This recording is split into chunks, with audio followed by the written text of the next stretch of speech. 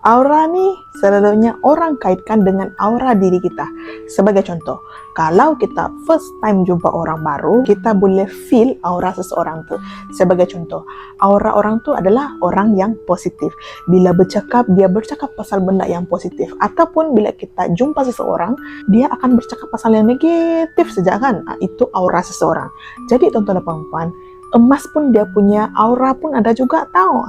Sebagai contoh, saya sendiri tonton perempuan, ialah kita kan menabung emas dan kita pun mau tahu macam mana rasa pegang emas yang paling berat.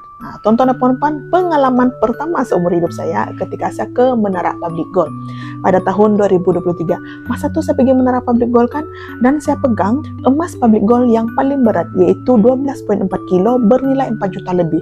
Wow, sungguh berat. Tonton perempuan, saya tidak boleh angkat pun emas tu. Kenapa?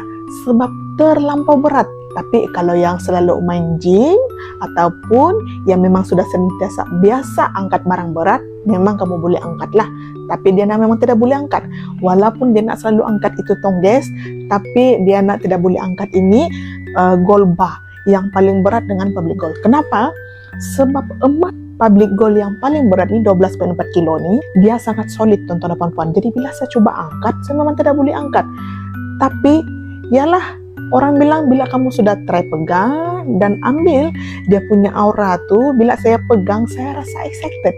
Oh, rupa-rupanya kalau saya pegang emas macam ni sebesar begini, saya boleh feel dia punya aura. Sebab tu tonton puan-puan, bila kita menabung emas dengan public gold ni, kita sudah menabung dalam akaun emas gap kan? Cuba keluarkan minimum 10 gram ataupun 1 dinar ataupun 20 gram, 50 gram dan kita simpan sendiri.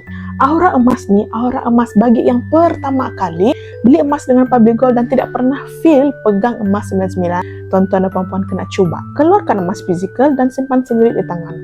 Daripada account gap tadi itu, kita boleh rasa, oh, walaupun kita nampak nombor dalam account gap kita, tapi bila kita ada emas fizikal di tangan, kita akan rasa excited mau kumpul lagi. Ada aura emas ni akan buat kita rasa semakin sayang. Sangat penting, tonton perempuan, keluarkan emas fizikal daripada account emas gap. Kalau tonton perempuan mau Dena bantu, boleh terus pergi isi barang biru di bawah ataupun pergi bio, nanti dia akan bantu.